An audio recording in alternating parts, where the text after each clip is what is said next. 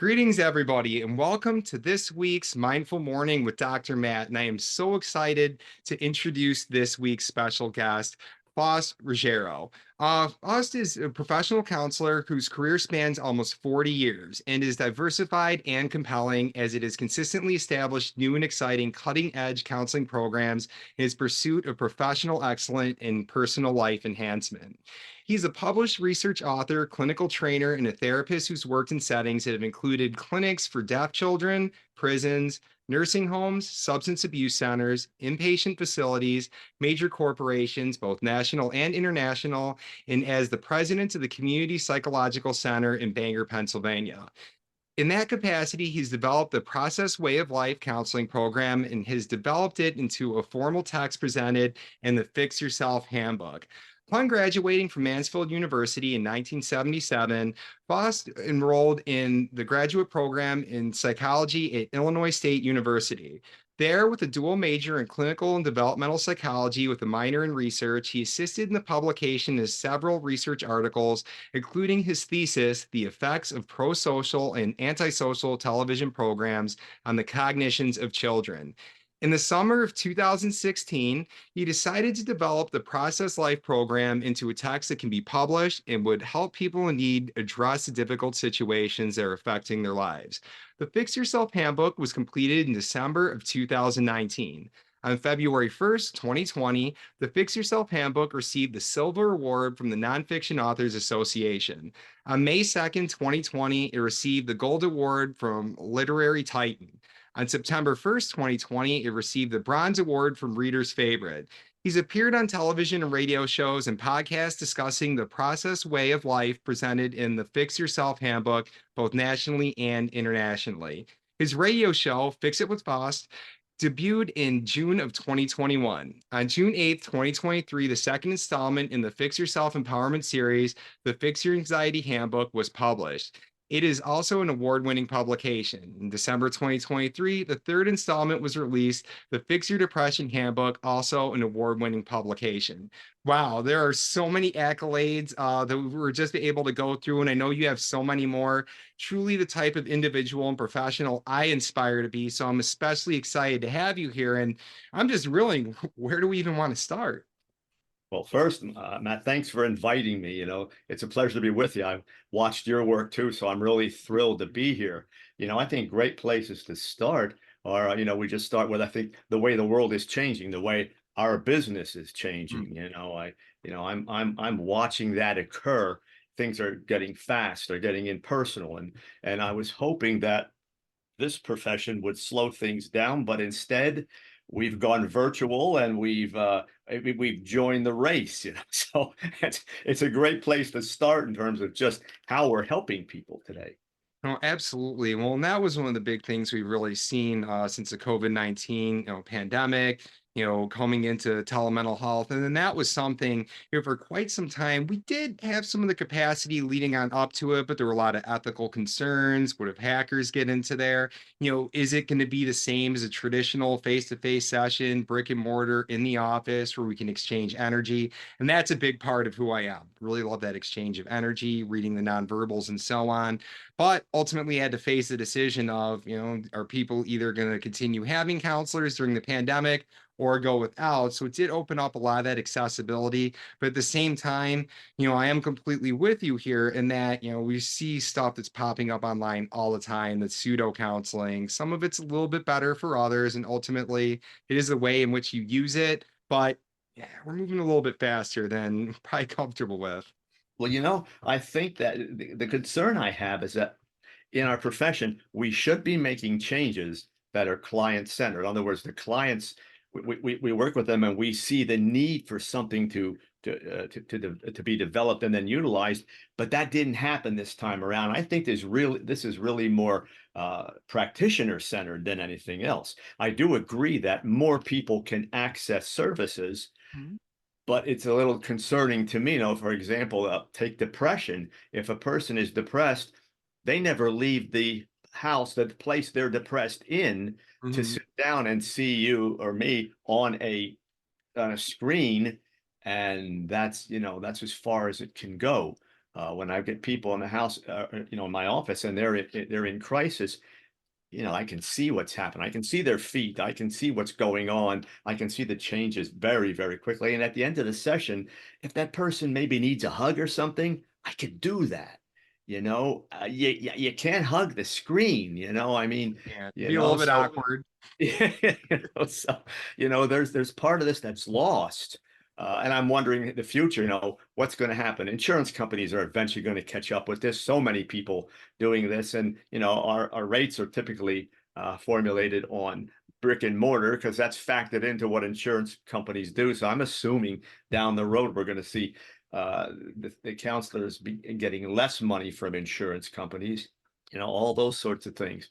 And you're right, sooner or later, someone comes up with a lawsuit and says, I was hacked in. You Mm. know, you're not going to hack into my office. I made sure of all those things. So there are some things we just went too fast. We needed to develop this, and we didn't get there yet. Well, I like to where you're pointing out, being a little bit self-serving to some of the clinicians. So on the one hand, we have the accessibility, which is great because we do know there are individuals with various, disabilities, may need accommodations or live in rural areas, don't necessarily have counselors next to them. But that is something that's really sticking with me in terms of on the clinical end, because we have to keep in mind counselors, guess what? They're human beings too.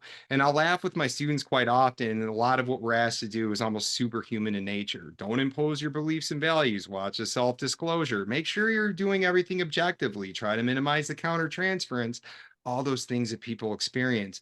But I can tell you one of the things that I noticed throughout the pandemic is not only did the general population feel it, so did a lot of counselors, whether they were people who were already my colleagues or even counseling students. And that was another interesting thing, too, because especially teaching on a remote type of capacity, we noticed an influx of students as the pandemic started to the point of even having wait lists in certain areas. And as we were starting to work with students earlier in the program, I quickly found that, many of them were there not only to earn this degree, but also to be able to work on themselves and serve as their own counselors. So now we have people who are struggling, trying to become their own counselors, ultimately wanting to get through this program and then serve other people. And it's a lot of work that needs to be done. There is, so I think what we're, I'm always solution oriented because you Mhm. can talk about, geez, what did we do here forever? It starts with people really like yourself in academia. That's where we're really going to start. So we start teaching courses, okay, in telehealth and how to do that. And we're really going to, it's a new animal. We're going to have to say, okay, based on the fact that you're not going to be able to do these things because you're not in an office, how are we going to respond? How are we going to transition and do the best we can to do those things, to extrapolate that information that we need and be able to put it into measurable training techniques. We need to start there, I think, and then continuing education needs to be doing all that. But we really need to be focused on action plans on how we're going to do these things. I'm an action plan kind of guy. I'll say, here, what are your goals? Are they measurable? Let's do all those kinds of things that we need. And what are your action steps? Those are the things you got to do right away. And we if we can do that and put together a good training program, we're going to cut into some of the potential damage, I think. Mhm.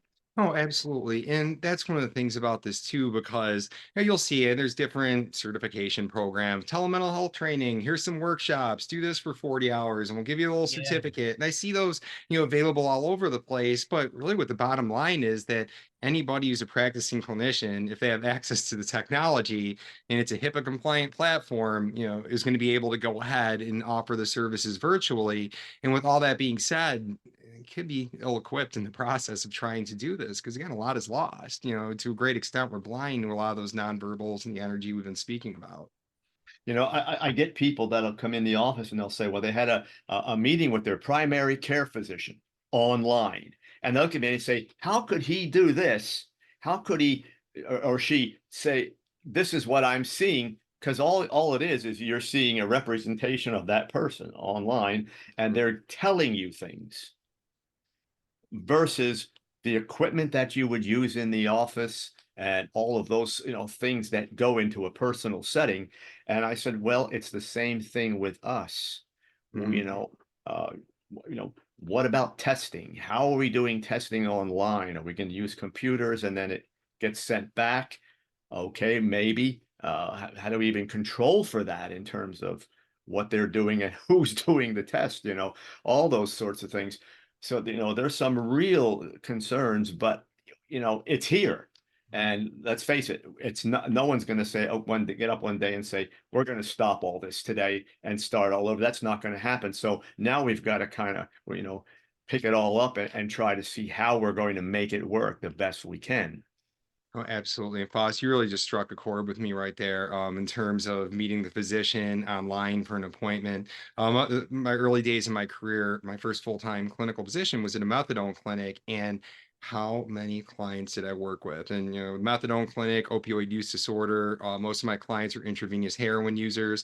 I will tell you that 99% of the clients I worked with all started with a legitimate prescription, and of those clients, probably about a third of them had their first appointment with somebody online. Oh, yeah, I'm having back pain. Oh, my arm hurts. Oh, my neck hurts.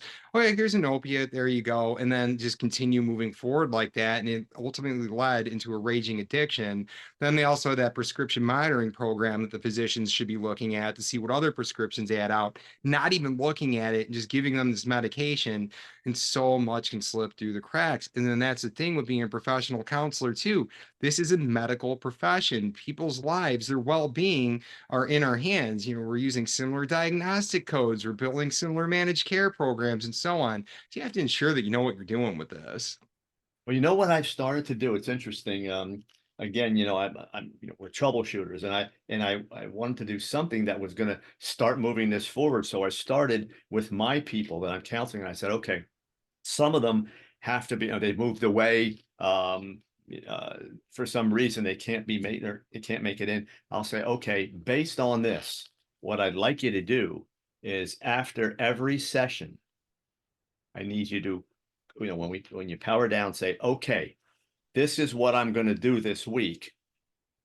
And the next week we come on, I need you to have kind of a report, if you will, but just a verbal thing that says, we talked about this and I did this and it worked or it didn't work.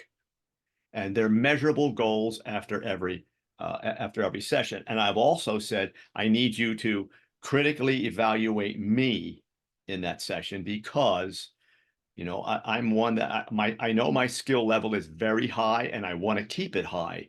If there's a breakdown here, since this whole thing is new, then I need you to tell me I didn't get this or this wasn't working, or maybe I thought maybe you were distracted, whatever it may be.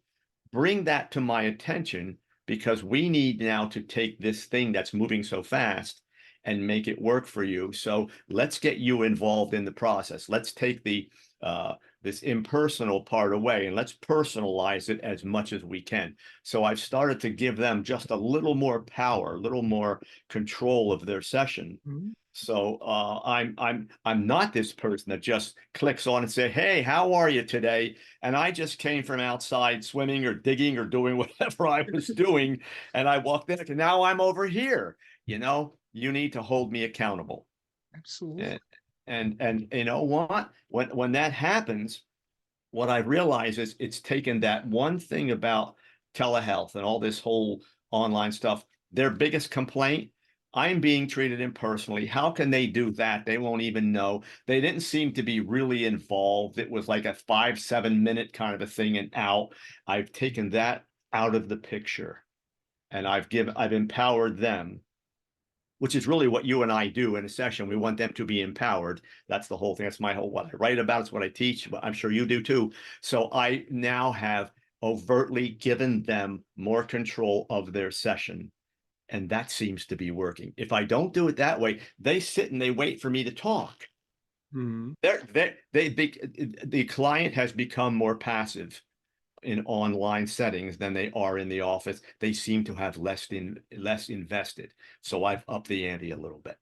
Well, and I appreciate that. And again, so many of the things that you're speaking to, we can directly connect on, that's collaborative in that fashion. And you want the client to be accountable for their end. You need to be held accountable on your end, not holding yourself accountable, but having your client, weigh in on what it is that you've got going on over there. And to the point I was making a few moments ago, in terms of us being human beings as therapists, or human beings. And the reality is, guess what? People get distracted. When I'm in a different environment, even right now, I'm here at home. I've got my, 3-year-old can be in the background. I hear noises outside. I'm in the comfort of my own place. You're not seeing everything that's going on. Messages are sometimes popping up on my screen, even when I turn them off. Phone calls coming in, emails. We get distracted as well as therapists. And even before telemental health really became a thing, since COVID-19 and so on, I remember sometimes I would do emergency phone call sessions with clients, which were approved ones. And when I would do that, I would find myself distracted. I'm like, I'm not nearly as good of a counselor in this capacity as much as I want to be, trying to do this. And I think I'm a solid counselor. I can teach online, but I have a really hard time doing the counseling piece. But the other part that you spoke to is ever so important. And this is one that can kind of grind my gears, if you will. So often I'm speaking to students and they have different theories, approaches, and methods that really, connect with them. And sometimes I'll have students come to me and, I don't like cognitive behavioral therapy because of the homework. And, giving clients homework is, that's just going to be overbearing, and they got too much, are going to be overwhelmed, and it's going to be off-putting in the session. And to those students, I say, okay. I was like, if homework is an off-putting term, call it by another name. But this is what we've got to think about. You have a client who's in a very difficult situation, who's coming to see you. They're coming to see you because they want the help, because they need the help. You're trying to support them. Let's suppose traditionally you're meeting 1 hour a week. So that means you have 1 hour a week of session, while the client has 6 days and 23 hours in the real world. If they are not thinking about or directly applying what it is you're doing in session, isn't it all for naught? I mean, I could just sit there and watch something on Netflix for an hour and be like, oh, that's my counseling session, not think about it again the rest of the week, and continue going about my life. It's all in that application. And that's what I really appreciate you saying here. Again, hold yourself accountable, be collaborative here. I think, for me, the first order of business for me was to say just what you said.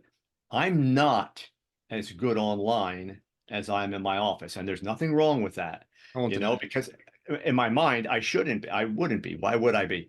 I think what's happened is so many people are in defense of this. They don't want to lose the freedom to do this. You can do this from your home, to get tax breaks, and you don't have any travel, and you're on your own schedule, and that's all wonderful. But to think that you're better talking into a machine with a person's picture there. If you and I were doing, but let's say it this way, if you and I were doing this interview live, Mhm. everything would be changed.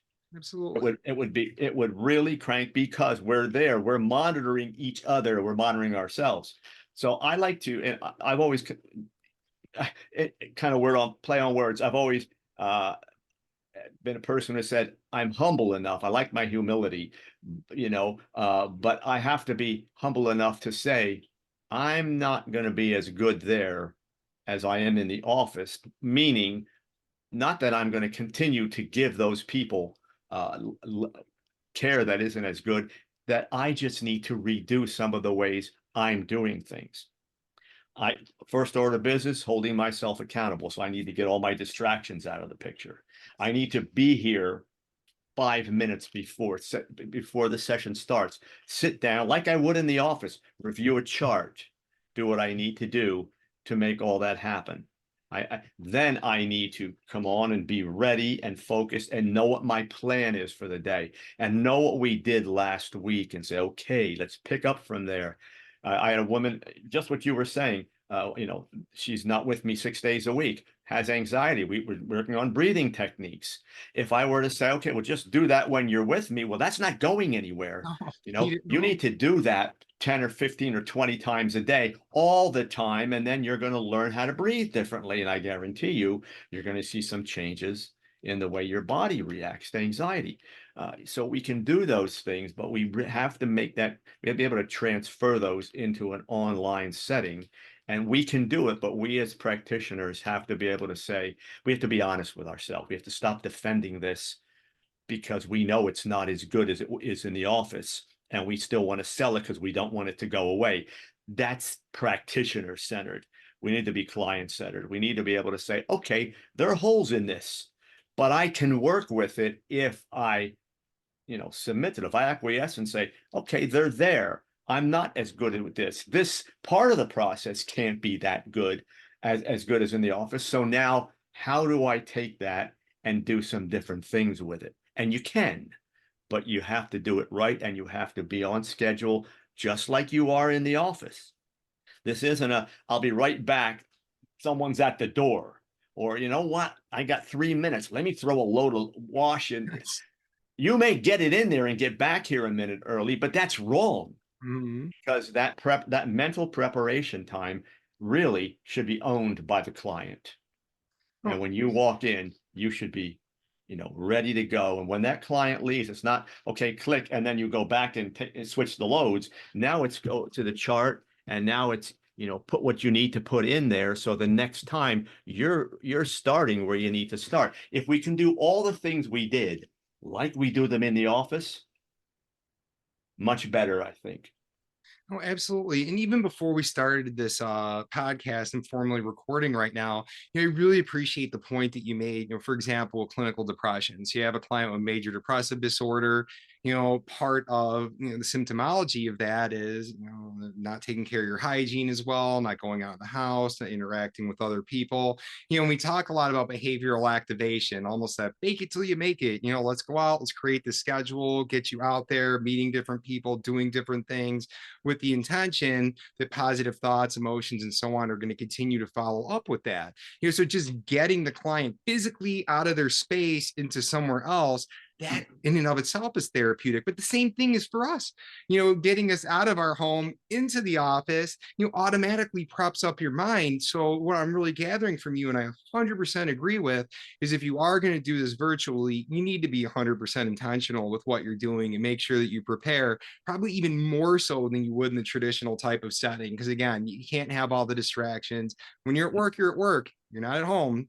You're at work right now, and you need to do the job, because if you miss something, that could be detrimental to your client and ultimately detrimental to your career too. And there's a mindset. There's an automatic. I think you're right on target. What you said. There's an automatic mindset when I'm going to go to the office. Well, now I'm going to get up and I make sure I do the shaving and whatever I have to do, and I'm dressed the part and I go into the office. And my mindset is there is me. There's the psychologist. I'm in the office. I got that whole thing where I love to be versus I'm in the house. I can wear some of that, but I'm gonna lose some of that because I didn't give my mind preparation time. Number one. The other point you made, which I think is absolutely important, is we're not leaving the house if we're doing it this way. So we are in the same place all the time. Mm-hmm. Work, house, and work, family, whatever you do for your self-care, whatever, it's all being done for the most part in one place. And we really have to be careful to to psychologically, to emotionally take care of ourselves. Otherwise, we're going to really start treating this like another 45 or 50 minutes. Okay, I got Bob now. Let me get okay. All right, that's done. Boy, sure. And we don't want that. We should be saying, I can't wait. Bob's coming in and I'm all ready to go. And yeah, I think you have to love this profession and love the people. And I can still say that after all these years, I've loved everybody I deal with. I can't wait to see them every week. Mm-hmm. Well, and even the clients who are more challenging to you, getting excited about that. Okay, now I got a new challenge. What can I do to really be able to connect with this individual, bring the best version of myself and otherwise? And again, you're really speaking my language with everything that we're saying here. And a major underlying theme I'm hearing here as we talk about telemental health, prepping our clients is that of being intentional, not only encouraging our clients to be intentional, but being intentional in the role of the therapist as well. And when I was reading through some of the books that you had shared with me, as well as what I read through here in your amazing, amazing, amazing biography as we were getting this started here, is again that intentional theme. So I like how your books really go through a structured approach, step by step. Don't get ahead of yourself. And that's another big problem that we have with people. They have this goal in mind and they want to get all the way to the end without doing the little steps that ultimately lead up to it. we want to be intentional. So I'm curious in general, with your books, how would you lay out the theme? So in what ways can our clients be intentional as they're reading through your books or going through therapy beyond, being in the office itself? It's a good question. When I started writing the books, and we talked about this before we started the interview, I looked and said, okay, what's missing in the self-help literature? And it was that action, that actionable part of it. So as we've been talking through the interview, clients should have something that they leave the session with, something to do. I know what I need to do. You've given me all this information. I understand it. What should I do? So the books, when I wrote them, I wanted a couple things to be in there. I wanted them to be actionable. I wanted them to be short chapters, not these 40 or 50-page chapters that they get lost in. So it's 7, 8 pages, all the information they need. And then under every problem, it's okay. We're dealing with anger on this one. Here are the things you need to do every day. That's what we do in counseling. So when I started to write, I said, okay, keep the chapters short, keep their interest. Give them things to do, just like we do in counseling. Give them measurable tasks. Then come the themes you're asking about. I tell them your life is a journey. It's not a destination. You're not going to get to the place where you fixed everything in your life. And you can say, okay, I'll sit back now. I'm done because I we go teach this. We can't. So I'm not sure how you're going to do it. So exactly. that's right. You're going to be brutally honest with yourself. Because the moment you stop, now you're not treating what needs to be treated anymore. And we talked about, I have a chapter on that called brutal honesty. And I say, wait, how do you know when you're honest? When you get uncomfortable. If you don't get uncomfortable, you are not honest. Thank you. How you know you're growing? Because you're uncomfortable, because that's where your growth is. And you need to take it slow, one small step at a time. It's a journey, and you need to understand that you're going to do this every day of your life for the rest of your life. And the key is, if you make it a chore and say, I got to do what every day, you're already off the mark. You should be saying, yeah, my life, I can make it better every day. And he's giving me the things I need to do. All I have to do is I have to just do these things. They're not hard. And everything we need is inside us. You purge the junk off. You do what we're talking about every day. And boy, does it get easy. You'd be shocked. Every now and then you're going to get challenged. Someone dies. Those things you deal with in your life. But beyond that, you get up every day and say, I got it. I Mhm. can, whatever happens, I know I can deal with. The pandemic came along. I said, okay, it's serious. Is it going to change me? No. Mhm. I'm still at the office. Do I want to not see people? I want to go telehealth? No, I had a big enough office we can come in one door in the building and out another door. So you came in there. We sprayed everything down, made everybody sanitized, and set 15 feet apart, and I saw the people. There's solutions to everything you can do, because you understand that you're not getting to a place where it's just said and done. Every day is going to happen. It's going to unfold. You're going to use all your processes. That's what I call them. And if you do that, it works, and it's not hard. On one of the sayings I repeat like a broken record to clients, students, and people in my everyday life: the world is dynamic, and so are you. There is no final destination. It's always ongoing. Things are going to change, and to be able to keep up with life, resilience and endurance are big keys to success in life. Being able to continue to roll with things. And ultimately, if you can't problem solve something outside of your control, and there's a lot within our control and certainly a lot outside of it, and then you got to emotionally switch what's going on in your head and so on. And going back to the point that you were stating in terms of counseling being something, there's going to be some discomfort. And I continually correct, the counselors I've supervised, students, and so on, when we're going through informed consent. They'll say something to the effect of, counseling is a safe space. It's one in which I'm going to strive to make you as comfortable as possible. I'm like, tap the brakes right there. I was No, like, stop the car and turn it off. exactly. It's like, counseling can be very uncomfortable, and you want to normalize that with your clients. First and foremost, we're creatures of habit. We want to stay inside of our comfort zone. Stepping outside of that is naturally uncomfortable, even for people who are well trained in it, the further you go along. There are going to be times where your client is going to be vulnerable. They're sharing things they've never shared shared with anybody else before. They're tapping into things that bring back bad memories and feelings and so on. And even as the counselor, you're going to be uncomfortable with some of the questions and the way you have to navigate that with your client. Discomfort could be a sign that things are moving forward. And as a matter of fact, it is. You got to be able to push outside that, because when we do what leads to us being comfortable all the time, we're not going to get the results. And maybe you feel okay in the moment, but that's the thing that ultimately keeps you stuck. That's the type of thing that leads to shame. That's the type of thing where you look back on your life and you regret the stuff that you ultimately didn't do because you didn't take any of those chances or try to make yourself, better. And while I do understand that making yourself better can seem very daunting when you look at the big picture of it all, it really is about those small, everyday, actionable steps. As you said, 7 to 8 page chapters, something that's smart, specific for your client to be able to, or the reader to be able to absorb, work on, continue to move forward. And what's great about your books, and even that, like the one that I did with the Year of Finding Your Callings, book of daily entries. I tell people all the time who read it, I'm like, it's daily entries. Don't read the whole book entirely right away. It's intentionally designed to go step by step. And guess what? If you miss a step, go back to it, do it again, to be able to move forward, because that's the way that you do it. It's an ongoing progression. There's no other way. A lot of key points in there, I think. When I wrote the book, that's what I said, slow. I even have in my introduction, it says how to read this book. I have a little Yes. blur in there, and I'm telling them, and it's written like a reference book, so that's why the chapters are small. Gee, I'm getting angry again. Let me go back to that chapter. So it's done that way, but it's interesting. As you were talking, I've always told people, I'm going to be safe for you. We're going to define safety, and I'm a stickler for defining terms. So safe here means that you come in, it's going to be confidential.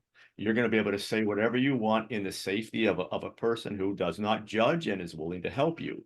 Or am I going to make this fun? Can't promise that.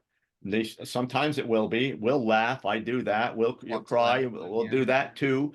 But I'm going to stretch those comfort zones. And as you try to reestablish them, I'm going to cut through every time. You don't want me to be comfortable? I said, well, you came here because you're not comfortable. Did you want to leave here every day and say, well, that's great. Now I feel better. Then I'm a support person. I am your counselor. I'm your guy. You said, push me past and get me through these things. So you came to me to get uncomfortable, and I'm going to teach you how to be comfortable with being uncomfortable. And I do a chapter in the first book on that, being comfortable with being uncomfortable.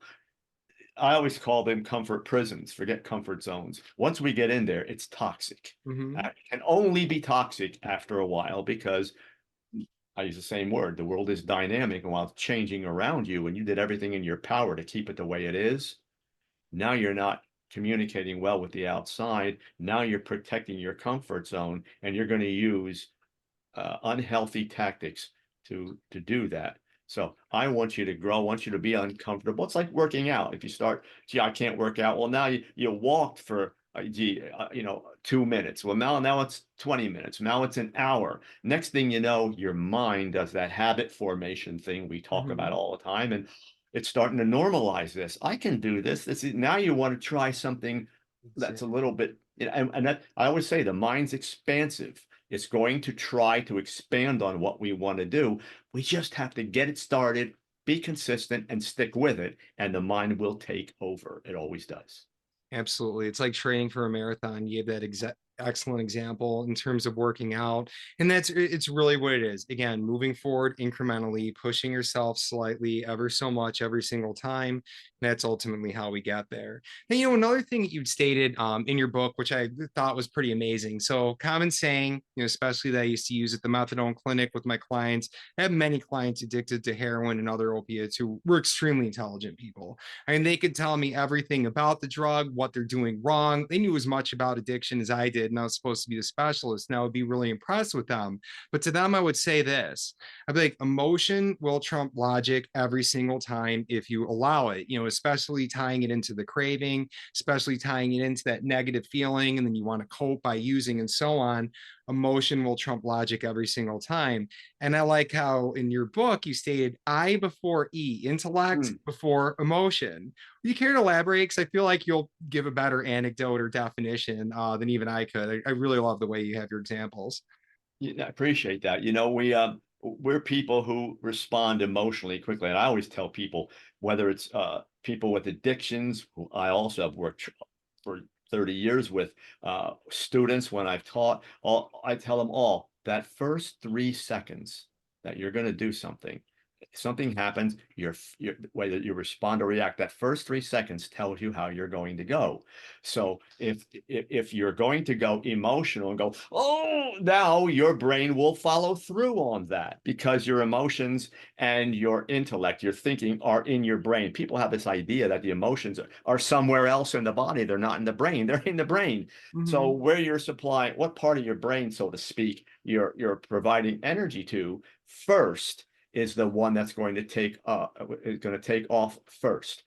Now, if it's emotion, now your brain's got to kind of wait, so to speak. All right, I got to get through your emotional response so I can go back and pick up the pieces to whatever you've done, scream at someone, broke something, cried, whatever you did. And then there's more to deal with, not just the initial problem, whatever your emotional response was. And all I've said to people is 3 seconds. Say, wait, let me stop here a minute. Let me hear what I have to, I'm hearing. Let me think about what I have to do here. If you do that, you've already engaged your brain. That does not mean you're into your emotions. We're not creating Mr. Spock here. We are just saying intellect first. Then when you get to emote, your emotions are coming out just a little more healthy because you've reviewed the information. You've stopped the emotions for a moment, thought about what you have to do, and said, okay, now I may not like this, and I don't like this part of it, but I know what I have to do, and I put some time between what occurred and me picking up my cell phone and throwing it against the wall. I put some time between that. And when I've been struggling, I always love when homework tipped me off with kind of trigger that when you said when I would teach and I'd say, okay, we're going to do this, and I hear the homework word, I said, let me stop you, because what you just did was went, and now when you leave here, you're going to think about that rotten homework and that Mhm. guy who did this,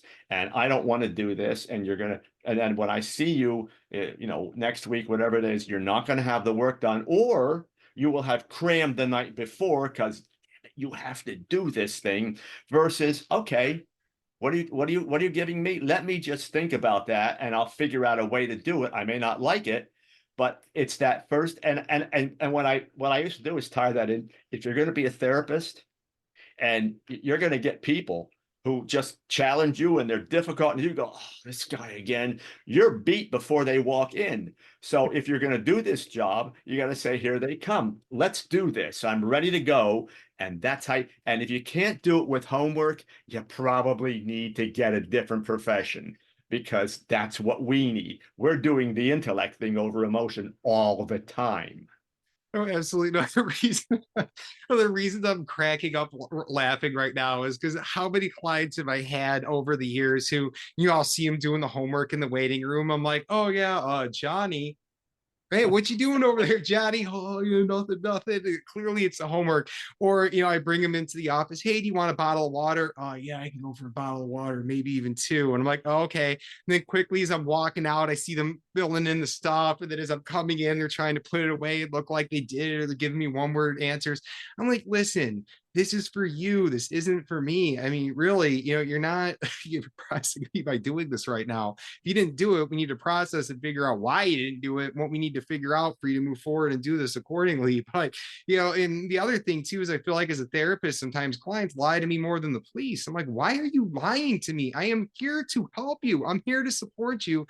I don't understand. So, like, lying to me is like lying to yourself. And guess what? You've been lying to yourself about a lot of different things over all these years, decades, and that's what brought you here to begin with. And you're replicating the same type of behavior you were doing before. And I'm not going to let it slide. And you might not like me in this moment. You might not like me this session. You might go home and not like me for the following week. But ultimately, you're going to come to see that. And that's the intention and what we're trying to do. But some of this silly stuff, I'm sorry, I just lost it there for a moment because way too many clients they just sit there and try to take the shortcuts. I'm like, it's not going to do it. See, and that's the interesting that we tie all this together. The online stuff we don't challenge as much. When I'm in the office, I do what you just said. I say, okay, stop. I know what you're doing. Mhm. You know, in my, it's funny. I always had elephants that I like. So, as a kid, so I had two or three in the office. Now people would bring them in. There were like at the office, like 90 elephants in the office. And I would say, we're going to get the elephant out of the room now. And they'd say, ah, here we go again. What did I do? And I said, this is what you did. Mhm. And sometimes I'll say, and you know you did it. And sometimes you kind of knew. And sometimes it was just autopilot living. But you can't do it. If you're going to do this, I'd say, do you want to be happy? Yes. Then you need to do these things and stop playing games with yourself. You're lying to you, then you're trying to lie to me. You won't lie to me. I'll catch it. But if you want me just to pass it back, we can. So I know I'll get a ping pong table. We could play ping pong when you come in. We'll do something, and they start to laugh. You got to get down to business. That's what this is all about. You got to get down to business. So I call them on things tactfully and warmly, but I let them know this is where you need to be. And they're always very thankful for that. They say, because and they'll say, if you didn't call me on it, I keep on doing it. And I Mhm. always talk about autopilot living, another thing, another one of those processes. You need to take your brain off autopilot and think about everything you're doing. And I make them break it down. I said, a process. You and I are doing an interview today. Well, there's a process. We had to get conscious about what we were going to do. We had to think about all the elements of this, do it right. Otherwise, just walk in and never thought about it, and people would see that. They would know that. We do our homework. You need to be conscious. You need to be conscious about what you're doing and why. Ask them, what am I doing? Why am I doing it? How long should this take? Get conscious about it. Take your brain off autopilot and get engaged in the day you're living it, and it will change completely. Oh, absolutely. And again, I continue picking up on things where I feel like we're extremely like-minded, both in the way we think and the way that we practice. And I also do want to be mindful of time, as you know, we've been at this for a while, and got to wind things down here in a few. I do have a question here, because when I'm hearing you say, you sound like somebody who adapts to, the client before you. You're somebody who'll be directive when you need to, tactfully direct. And there's a lot of school of thought with Carl Rogers, client-centered, person-centered. And while I'm a huge Rogers fan, like many others are, I do feel like there are times and places where you need to be more directive. And if you're not, you're ultimately missing the mark. And, as an instructor, we say we're not advice givers, we're not problem solvers. We try not to be so prescriptive. However, I do notice clients where I do need to give a little bit more. I do need to be a little bit more prescriptive. I do need to use tough love, and I need to tactfully call you out on your stuff, and it's all in the spirit of meeting the client where the client's at. Like I say, I think there's a time and place for most of these theories, approaches, and methods, and so on. Comes down to the way that you use it. I'm kind of wondering, with that directive versus more client centered, where do you fall? Let's take Carl Rogers and who I love also, but I think he has been misunderstood. And Hmm. like everyone says, oh, it's all about the client. I don't think that's ever what Rogers meant. Every client has their needs, and our job is to determine, to analyze that, to diagnose and make them the center of it according to what their needs are. Some people we need to be a little bit, soft with. Some people there are people I get right in their face if I have to, because that's the best job I can do for them. That's Hmm. client centered. That's not me being the boss. Hmm. So client centered is to be able to say, what do you need? Okay, you need to talk, you need to vent, you need to go back and do some analytic things. You need things that are more cognitively, designed. That's great. We'll do whatever you need.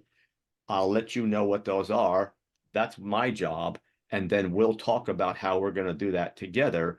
But if I don't give you what you need, then we have a problem. I've always, in the people I've trained, I always say, please don't use one approach. Yeah, If thank you're going you. to sit here and debate Freudian and Skinner don't get caught up in that, because you will find that your clients will need a hybrid of all of it. So you're going to have to grab on all these things and say, well, okay, you don't like Sigmund Freud? He didn't like women, whatever you want to say, but some of his stuff is right on the mark, and you should be able to get into that past if you need it. Some things will change in a behavioral approach. Know all of it.